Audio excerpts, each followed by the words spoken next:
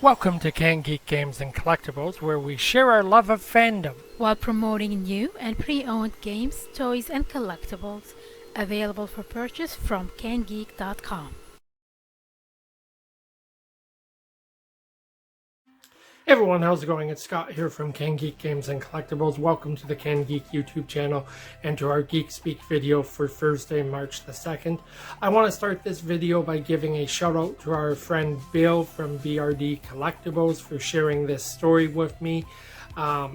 It totally flew under the radar for me, and if it flew under the radar for me, then it very well may have flown under the radar for many of you as well.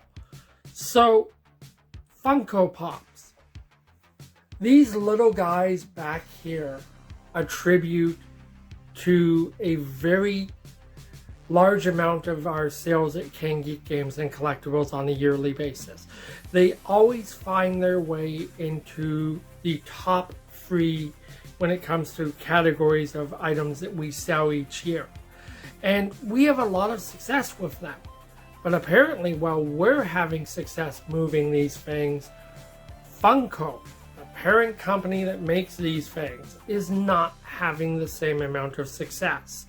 I say this because apparently on an earnings call late Wednesday afternoon, Funko confirmed for its stakeholders that they are preparing to bury somewhere in the neighborhood of $30 to $36 million worth of inventory in a landfill somewhere in Arizona. Now, the reason they're doing this is because apparently they are sitting on a surplus of inventory in excess of 48%. That is 48% more inventory than they expected to be sitting on.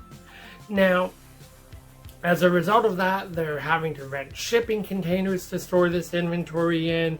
They're having to, warehouse it in multiple warehouses. It's just costing them, millions of dollars in storage. So apparently their solution to this is just to write all of these Pop Vinyl figures off and bury them somewhere in a landfill in Arizona. Now, I want to make a couple points about this. Number one, for those of you that are not aware, vinyl is not biodegradable. So when these pop figures get buried in that landfill, they're going to sit there for basically ever because they're just not going to break down. So think about the environmental impact that doing something like this is going to have. Now I want to make another point here.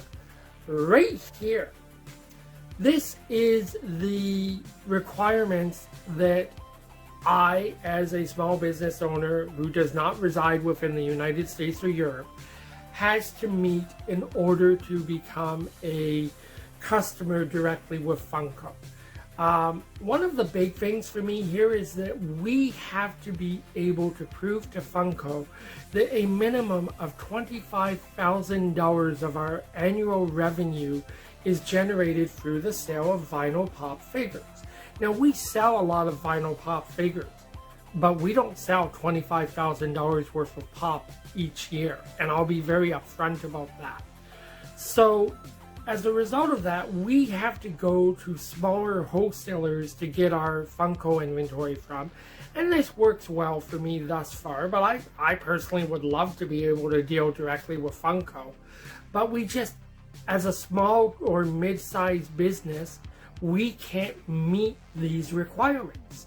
So when Funko is preparing to bury $36 million worth of inventory in a landfill and chuck it up as a loss, I can't help but think to myself, maybe instead of eating that loss, it's time to consider revisiting your requirements for small and medium-sized businesses that want to do business with you directly.